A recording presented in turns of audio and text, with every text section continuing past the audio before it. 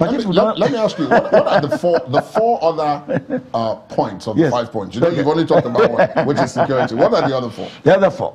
Thank you very much. The other four, we surveyed, and the people of Nigeria said, look, there's so much hunger in the land and poverty. So our second program is wealth creation. We want to use the resources of Nigeria to create wealth, because that is the way to conquer poverty. Not only are we going to create wealth, but we also ensure they are well distributed. There must be fairness and justice and equity in the distribution of wealth, but you have to create it. We don't want to redistribute poverty. We want to distribute wealth, and so we create it. Fortunately, God has been so good to Nigeria. We have huge land resources, mineral resources, oil and gas. We have resources. Therefore, we can actually create wealth. And one major thing which we are going to do in that wealth creation is that we are going to make sure that investments flow into Nigeria. I think it was very unwise. This Fiscal Responsibility Act squeezes the economy. But a developing economy should expand. We haven't grown yet. Why are you squeezing us? So we are going to put in place a Fiscal Expansionary Act that will allow investment. I'm telling you, there are about $18 trillion out there in the world economy, wanting where to go to invest in infrastructure. Because the rest of the world is developed in terms of infrastructure. Is it the US or North America, or Canada, or Europe, or China, or wherever? They're already developed in terms of infrastructure. The only continent waiting to lay basic infrastructure is now Africa. And in Africa, Nigeria is the best, because the returns on investment are the best in the whole world now. The returns on investment are best in Nigeria. Why are investment not coming in? Inconsistency of policies. Policy somersault. And then the judiciary being very good, but the rule of law is not established. You have a government that is not obeying the rule of law. People run away because arbitration is extremely important. In Nigeria, civil cases of arbitration may lie in the court for years. Nobody wants to go there. Therefore, once you have the rule of law, security, safety, efficiency, believe you me, resources will flow in, because capital wants to go where it can grow and benefit. And Nigeria is a very wonderful attraction for that. But we don't have the peace, the security, and the rule of law that will attract investors to come. Then Number three. Number three is infrastructure excellence and power supply. If you look at the political, economic history of any developed nation, they had to first and foremost resolve the question of infrastructure excellence. Is it Germany? Autobahns. Is it America? Highways. We must give to Nigeria qualitative infrastructure of roads, highways, expressways, railways, waterways, pipelines, things to move within the economy. It's like the body. If blood is not moving your body, you're gone. Therefore, in an economy, if goods and services and people are not moving, the economy is gone. And they cannot move if there is no infrastructure. So infrastructure is very important, especially power. Any modern economy is transformed by energy.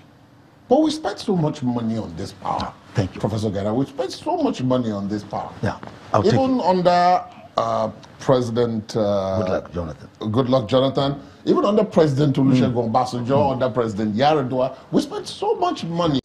Vary depending on who you ask. But the bottom line that everybody agrees on is that we spent so much. So why is the result so meager? I tell you why. The power sector is largely in three major sectors, or subsectors if you want. Power generation. Fortunately in Nigeria, we have all the energy and fuel sources to generate electricity. We have no reason to not be able to generate 100, 200,000 megawatts, because we have coal, we have gas, we have oil, we may have hydro, we have solar, we have wind, all. So we can generate the electricity required. But then electricity cannot be stored. Therefore, as you generate, you have to move immediately to transmit to the consumption centers. That is where one bottleneck is. We don't have transmission lines. You hear once the national something breaks down, because the system is not able to, once they are generating and you can't move it, the system will break down. So transmission lines, we have to build super highways in terms of transmission. But even more difficult, and this is why we've neglected, when we say we have discourse, the problem is with the distribution right now. That is the bottleneck, because there is no efficient network of distributing electricity. And even worse than that, the consumer hasn't got the prepaid meter to be able to now pay for what is consumed. So that is a problem there. And so when we come in, because it's not if, when we come in, what we want to do at that level is to make sure we spend huge resources to put in the infrastructure for power distribution to every village, to every home. It's basic. You go to any of the developed societies, that's what it's doing. And people have prepaid meter. That is where the resources come in. In the communication revolution, which we were part of that with Obasanjo regime, it was that card you buy to be able to use your phone, the credit. That's what was bringing the money in. Very, very important. For the power sector, it is that prepaid meter. And they should be in their millions. Now, people are having to apply, wait for weeks or months to be able to get it. So we intend to make sure that all the three sections, power generation, power transmission, power distribution, are efficient. And believe you me, it can be done. I've been in the power sector since I left government. I've gained legitimately license to generate 1,500 megawatts. Now, the reason why the IPPs, the new people to come and generate, are not making it, is that we've been told all kinds of funny things by advisors. I don't want to name names. Some of these advisors from abroad, the institutions. If you have a license and you want to now generate electricity, you have to be given the assurance that the electricity you are generating, because you can't sell directly to the public. Somebody has to bulk purchase from you. So we put in place a bulk purchasing, a trading agency. But they don't have the resources to buy the quantity. They don't have the resources. And the nation is not willing to put the sovereign power of the nation behind them. So if you don't have that, how can they perform? What has happened, whether in China or in India or wherever it has happened properly, the nation will now say, we stand by you. Any contract you sign of purchasing electricity by anyone who is generating, if you fail, we will pay. That's what gives the confidence. Otherwise, how do you go and put them and then start generating and nobody is buying and you can't sell? By virtue of the security, you cannot sell directly to the public. You now sell through these bulk purchase agencies and the distribution agency. That's the problem.